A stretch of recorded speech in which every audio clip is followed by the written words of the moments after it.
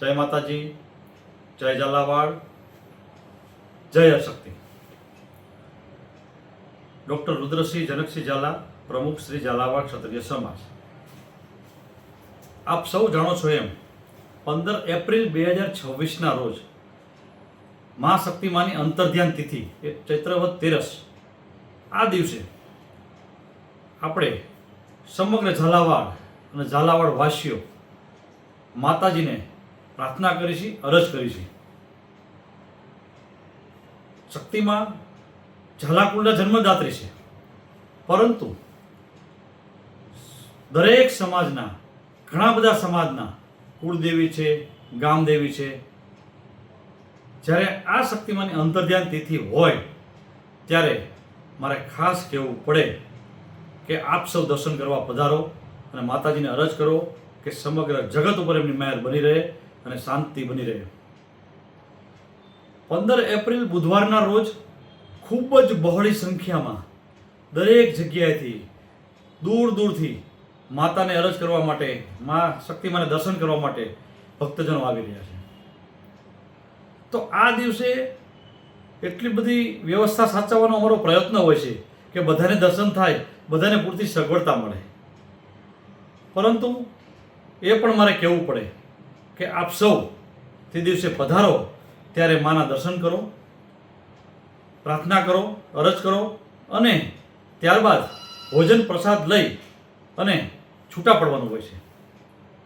બહોળી સંખ્યામાં માનવ મહેરામણ હોવાથી કોઈ બીજો કાર્યક્રમ રાખતા નથી, પરંતુ માનો શોકનો દિવસ છે એટલે આપણાથી શક્ય એટલું હોય સફેદ વ્હાઇટ કપડામાં આપણે સૌ ત્યાં કણે અરજ કરી છીએ અને પ્રાર્થના કરી છીએ। જ્યારે રાજસ્થાનથી પણ યાત્રાળુ આવતા હોય, બહારગામથી બધેથી આવતા હોય, ત્યારે બહારગામની સગવડતા સચવાય એ આપણી ફરજ છે। એટલા માટે સવારે 5 વાગ્યાથી આપ સૌ પધારો અને સાંજે 5 વાગ્યા સુધી માતાના દર્શન કોઈને અટકે નહીં એવો અમે ખૂબ પ્રયત્ન કરી રહ્યા છીએ। આ સાથે એક મહત્વની વાત હું કહેવા માગું છું કે તે દિવસે આગલા 2-3 દિવસથી ખૂબ જ પદયાત્રીઓ ત્યાં ધામા પાટડી ખાતે આવતા હોય છે। જ્યારે પદયાત્રીઓ ચાલીને આવતા હોય ત્યારે મારે ખાસ કહેવું છે કે સાઇન એટલે કે સાઇનિંગ બોર્ડ, સાઇનિંગ કપડાં આ ખૂબ જરૂરી છે, ટોર્ચ હોવી જરૂરી છે, કારણ કે હમણાં જ તે તાજેતરમાં 2 અકસ્માત થયા છે। એક વિરમગામ પાસે, ત્યાં પણ વિરમગામ દર્શને જતા હતા, અહીંયા અકસ્માત થયો છે, એ પણ ખૂબ દુઃખદ ઘટના બની છે। બીજું અહીંયા ખેરવા પાછે પણ અકસ્માત થયો છે, એમાં ભડવાણાના દીકરા ખૂબ ગંભીર રીતે ઘાયલ થયા છે। તો મારી નમ્ર વિનંતી છે પદયાત્રીઓને કે આ પૂરતી સગવડતા અને સામાન સાથે અને ખૂબ ધીરજપૂર્વક જ્યાં જ્યાં અમારી જરૂર પડે ત્યાં અમારું ધ્યાન પણ દોરજો। મારે ખાસ 2-3 દિવસ માટે વાહન ચાલકોને પણ વિનંતી કરવી છે કે વાહન ચલાવવામાં ખૂબ તકેદારી રાખો એવી મારી વિનંતી છે, કારણ કે આ પદયાત્રીઓ આવતા હોય, થાકેલા હોય, ધ્યાન હોય ન હોય, પરંતુ તમે ધ્યાન રાખશો તો કોકનું કુટુંબનું, કોકનું જીવન બચશે।